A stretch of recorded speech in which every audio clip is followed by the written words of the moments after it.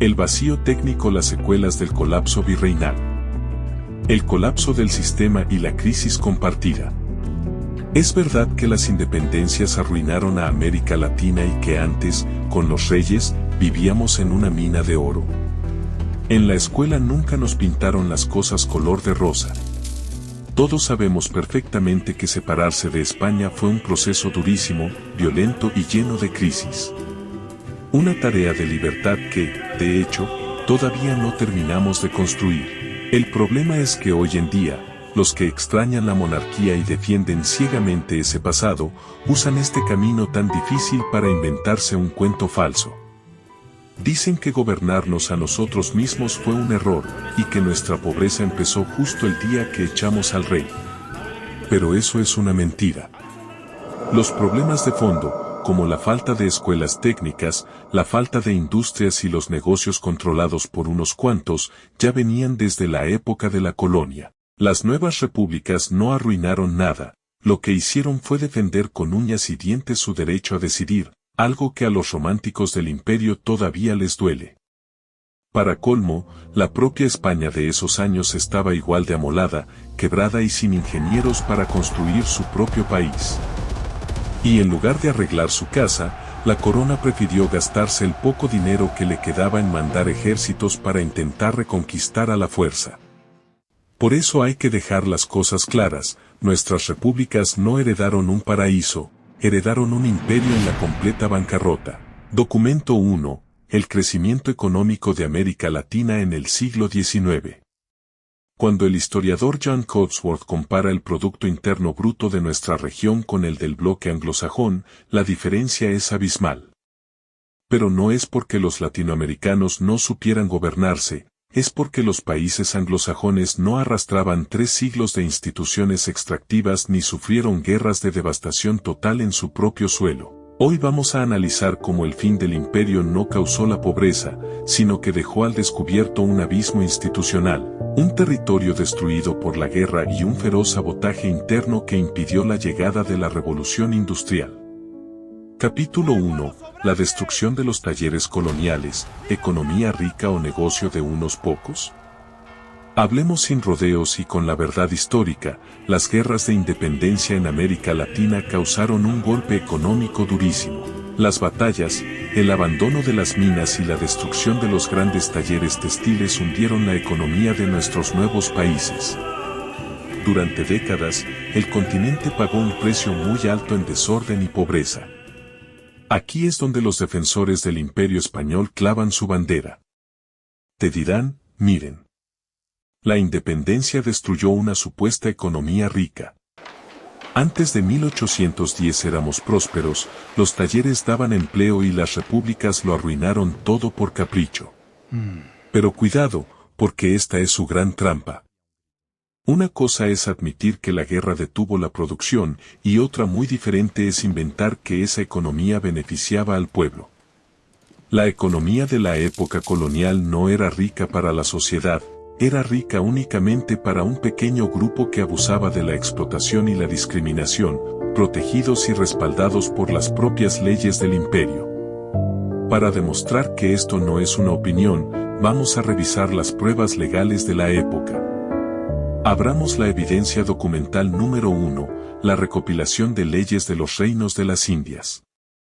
De 1681. Si buscamos específicamente el libro 9, título 1, ley 1, descubriremos cómo el imperio diseñó un control comercial absoluto. Esta ley ordenaba que toda la riqueza, el comercio, las mercancías y los barcos quedaban bajo el control estricto de la Casa de Contratación de Sevilla. Estaba prohibido por ley que los virreinatos americanos comerciaran libremente entre ellos o con el resto del mundo. Toda la ley estaba hecha para que la riqueza local fuera enviada a Europa o concentrada en los negocios de los jefes españoles, la Iglesia y los altos mandos militares. Pasemos ahora a la evidencia documental número 2, las ordenanzas de gremios de las ciudades, tomando como ejemplo real la ordenanza del gremio de loceros de Puebla de 1681. Mientras las leyes coloniales protegían a los grandes dueños de los talleres, este documento demuestra que el imperio exigía por ley el requisito de limpieza de sangre. Esto prohibía de forma directa que los mestizos, los indígenas, los mulatos y los afrodescendientes abrieran sus propios talleres o fueran reconocidos como maestros del oficio. El sistema legal no daba oportunidades. Estaba escrito para garantizar que la mayoría de la población fuera mano de obra barata, atrapada en deudas impagables y trabajo forzado. Por eso, cuando los defensores del imperio culpan a las revoluciones de destruir los talleres, están limpiando el pasado de forma tramposa. Las guerras y las revoluciones sociales no ocurren de la nada ni son pacíficas. Los talleres no fueron atacados por un capricho o por ganas de destruir. Fueron atacados porque pertenecían a los mismos dueños que habían abusado de la población durante siglos. Para los indígenas y mestizos que se levantaron en armas, esos talleres no eran industrias que debían cuidar, eran las prisiones privadas donde los habían azotado y encerrado. Separar la destrucción de los talleres de los abusos que se cometían adentro es ignorar por completo la realidad. Sí, existieron excepciones, el jefe indígena que se alió con los españoles y acumuló tierras, o el criollo que logró un taller exitoso. Pero eran casos aislados que servían para que el sistema funcionara, no eran la regla. El imperio español no construyó una economía fuerte y justa que las repúblicas arruinaron. Construyó una pirámide de explotación legalizada. Las nuevas naciones heredaron las cenizas de un sistema que cayó por sus propias injusticias, demostrando que ninguna economía basada en el abuso y la discriminación puede durar para siempre. Llegados a este punto, vale la pena hacernos una pregunta clave: ¿existieron indígenas o mestizos que fueran dueños de tierras, talleres y lugares de producción en el virreinato? La respuesta es un rotundo sí. Negarlo sería faltar a la verdad. Pero aquí viene la gran diferencia: fueron contadas excepciones, no la regla de la sociedad. Si revisamos los censos económicos de la época, la balanza era ridículamente desigual. Por cada 90 a 95 grandes talleres textiles que pertenecían a los nobles peninsulares, a las órdenes de la Iglesia y a los altos mandos militares, apenas unos 5 estaban en manos de comunidades indígenas o criollos locales. Más del 90% de la producción importante estaba monopolizada por la misma minoría de siempre. ¿Andas buscando pruebas de por qué pasaba esto? Abramos la evidencia documental número 3, el libro sexto de la recopilación de leyes de las Indias. Estas leyes dividieron a la población en la República de Españoles y la República de Indios. A los indígenas nobles, llamados caciques, la ley les permitió tener tierras y pequeños negocios, pero no por igualdad social, sino por pura estrategia. La corona los necesitaba como intermediarios. Su trabajo era cobrarle los impuestos a su propio pueblo y organizar las cuotas de indígenas que debían ir a trabajar a las minas y talleres españoles.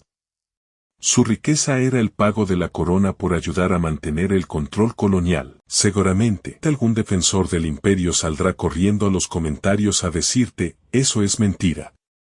La Real Cédula de 1697. Firmada por el rey Carlos II, decía claramente que los indígenas nobles podían acceder a puestos civiles, militares y eclesiásticos.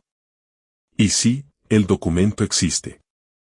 Pero lo que los hispanistas te ocultan de forma muy tramposa es la enorme diferencia entre la teoría jurídica en el papel y la realidad cotidiana en América. La Real Cédula era una declaración de intenciones en Madrid, pero las leyes del día a día en los virreinatos y los procesos burocráticos del Consejo de Indias decían todo lo contrario. Sumemos la evidencia documental número 4. Los estatutos de limpieza de sangre aplicados en los virreinatos. En la práctica real de nuestras ciudades, las universidades, los colegios mayores, las órdenes religiosas de las catedrales y los cuerpos oficiales del ejército bloqueaban por completo el acceso a los indígenas y mestizos. Los obligaban a demostrar su linaje y les ponían trabas infinitas. Servían para mandar en sus propios pueblos nativos, pero frente a los verdaderos dueños del poder, seguían siendo súbditos de segunda clase. ¿Y qué pasaba con el comercio?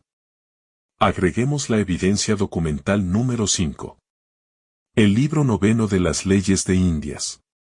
Reforzado por los decretos del Consejo de Indias. Si un indígena o criollo producía algo en su taller, tenía prohibido por ley vender sus artículos fuera de su comunidad o enviarlos a otros países o virreinatos de forma libre. Todo el comercio de bienes manufacturados estaba bloqueado para que América no compitiera con las mercancías que venían de España. Para que un indígena pudiera romper estas prohibiciones, vestirse como español o comerciar fuera de la regla, se requería un permiso del rey llamado cédula de gracias al sacar. Este trámite costaba fortunas en oro, tardaba años en resolverse en los tribunales de Madrid y casi siempre era rechazado para proteger los privilegios de los nobles peninsulares. Así que, cuando los defensores del imperio te muestren al indígena adinerado o al criollo próspero para defender el pasado, recuerda que te están mostrando un caso aislado que tuvo que pagarle fortunas al rey para ser la excepción. El imperio español no construyó una economía fuerte y equitativa que las repúblicas arruinaron. Construyó un sistema donde el éxito de unos cuantos elegidos dependía, obligatoriamente, de la exclusión y el sudor de la inmensa mayoría. Las nuevas naciones heredaron las cenizas de una estructura que cayó por el peso de sus propias injusticias, demostrando que ninguna economía basada en el abuso puede durar para siempre. Capítulo 2. El desierto técnico. ¿Por qué costó tanto reconstruir América Latina? Si las independencias nos hicieron libres, ¿por qué a los nuevos países de América Latina les costó tanto trabajo reconstruirse? ¿Por qué fue tan difícil crear talleres para fabricar nuestro propio armamento, comerciar con el mundo o reconstruir los puentes y ciudades destruidos por la guerra? La respuesta no es que los latinoamericanos no supiéramos gobernarnos, es que las nuevas repúblicas nacieron con un vacío absoluto de conocimiento técnico. Un desierto educativo provocado por el control del saber que la corona española impuso durante 3 siglos. Si el hispanismo romántico insiste en que las universidades coloniales eran las más avanzadas del mundo porque enseñaban astronomía o matemáticas, hay que obligarlos a abrir los archivos de las leyes reales. Esos conocimientos existían, pero estaban bajo un candado absoluto, no eran para el pueblo. Su acceso era ridículamente restringido y se guardaban casi en secreto para el uso militar y los mapas de la corona. Vamos a las pruebas. Abramos la evidencia documental número 6, las constituciones de la Real y Pontificia Universidad de México, específicamente en su título 7. Aquí, en un documento avalado por el Consejo de Indias, la ley ordenaba textualmente que no se permitiera matricularse, ni recibir ningún grado académico, a quienes fueran negros, mulatos, mestizos o pertenecieran a cualquier otra casta. El imperio prohibía por ley que la inmensa mayoría de la población, los trabajadores que ponían el lomo, accediera a la educación superior. Seguramente en los comentarios te saldrán con el escudo de las grandes misiones científicas de la época. Te hablarán del botánico José Celestino Mutis en Sudamérica para demostrar que España amaba la ciencia. Y sí, Mutis existió y su trabajo fue enorme, pero esa es la típica trampa de usar la excepción para ocultar la regla. Esas misiones científicas no eran escuelas para la población, eran proyectos cerrados financiados por el rey con un solo objetivo, catalogar las plantas, maderas y minerales de América para llevárselos a Europa o usarlos en las guerras de la corona.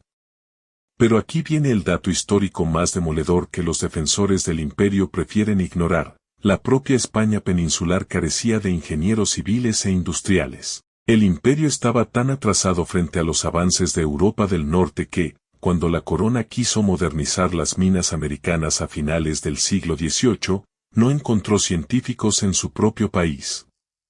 Tuvo que contratar e importar a ingenieros alemanes y suecos para que vinieran a México y al Perú a enseñar cómo usar maquinaria moderna. España no tenía ingenieros en su propia casa. Ante este hecho, los defensores de la leyenda rosa sacarán su última carta académica. Te dirán, pero en 1792 se fundó el Real Seminario de Minería en México para enseñar ingeniería. Y sí, el edificio existió. Pero lo que no te dicen es el verdadero motivo de su creación.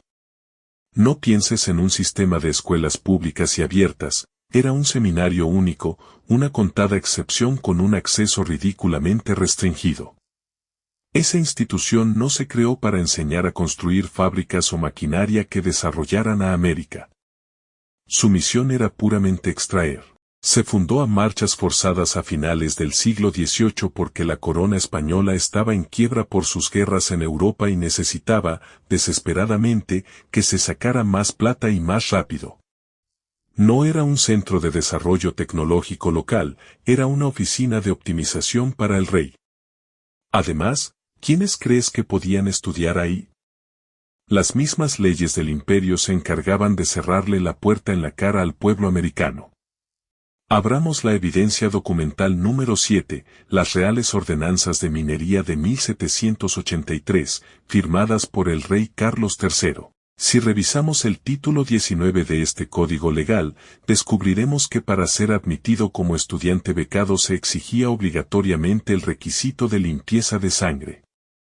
Los indígenas, los mestizos, los mulatos y los afrodescendientes, que eran la inmensa mayoría de la población y los que realmente morían en los socavones de las minas, tenían prohibido por ley recibir esa formación técnica. El imperio legalizó el analfabetismo técnico de la mayoría americana para asegurar que el conocimiento se quedara solo en manos de las élites leales al rey. Pero la explotación no terminaba ahí. Sumemos la evidencia documental número 8. Recopilación de leyes de los reinos de las Indias. De 1680. La propiedad de las minas, libro 4, título 19. El cobro del quinto real, libro 8, título 10. Estas leyes dejaban perfectamente claro que todas las minas descubiertas en América eran propiedad de la corona. Aunque particulares las trabajaran, por decreto real estaban obligados a pagar el famoso quinto real, el 20% de todo lo extraído, y a enviar los metales preciosos directamente a España en los barcos autorizados. América tenía prohibido por ley usar ese oro y plata para crear industrias locales de transformación. Los metales salían en bruto hacia la península española para pagar las deudas del rey con los banqueros europeos. A nosotros nos dejaban el trabajo pesado bajo tierra, a Europa le quedaba el negocio de la fabricación. Por eso, cuando llegó la independencia y el personal técnico español leal al rey huyó o fue expulsado, las nuevas repúblicas no solo heredaron minas inundadas por la guerra, heredaron un vacío de conocimiento provocado por las mismas leyes coloniales. El imperio nos dejó un continente sin ingenieros locales capaces de levantar un puente por su cuenta, diseñar una fundición de cañones o encender una máquina de vapor. Tuvimos que aprender a construir nuestra propia infraestructura desde un forzado y absoluto punto cero. Aquí es donde el título de nuestra historia cobra todo su sentido. El colapso del Imperio Español no solo dejó campos de batalla ensangrentados, dejó un vacío técnico absoluto que se convirtió en la peor secuela para los nuevos países. Imagínate el drama de los primeros gobernantes latinoamericanos. Tenías un país libre, una constitución hermosa escrita por abogados brillantes, pero cuando querías reactivar la economía, te encontrabas con un freno total. Las minas de plata, que eran el motor del continente, estaban inundadas o destruidas por la guerra. Y cuando buscabas un ingeniero local que supiera usar una máquina de desagüe, construir un riel o diseñar una fundición moderna, la respuesta era siempre la misma: no existía ninguno. Este desierto técnico obligó a América Latina a caer en una nueva forma de dependencia. Como el Imperio Español nos prohibió aprender y desarrollar tecnología propia durante 3 siglos, las nuevas repúblicas tuvieron que mirar hacia el norte de Europa.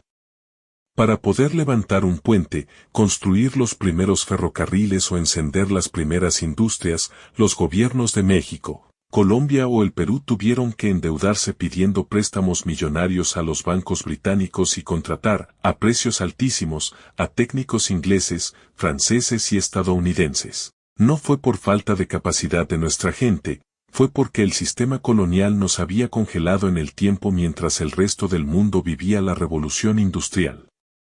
El hispanismo nos acusa de haber destruido la economía con las independencias. Pero oculta que ellos nos heredaron una sociedad estructuralmente ciega en ciencia y tecnología. Por eso, cuando escuches las narraciones románticas de la leyenda rosa que aseguran que el virreinato era un paraíso de talleres prósperos y universidades avanzadas, recuerda mirar los archivos de las leyes reales. La supuesta riqueza textil estaba monopolizada por una minoría, las universidades cerraban la puerta a las castas por ley, y los seminarios de minería pedían limpieza de sangre para evitar que el conocimiento técnico llegara al pueblo. Las independencias costaron carísimas y destruyeron la infraestructura de la época, sí. Pero esa destrucción fue la respuesta inevitable a un sistema que basaba el éxito de unos pocos en el encierro y el analfabetismo de la inmensa mayoría. Las repúblicas latinoamericanas no nacieron pobres por incapacidad, nacieron pobres porque les tocó la titánica tarea de construir escuelas, industrias, puentes y naciones desde un forzado y absoluto punto cero. Construir la historia de nuestra región no es tarea fácil, y ningún video de unos minutos puede agotar un debate de 3 siglos. Sé perfectamente que en este análisis pueden faltar matices, datos regionales o puntos de vista que merecen ser estudiados a fondo.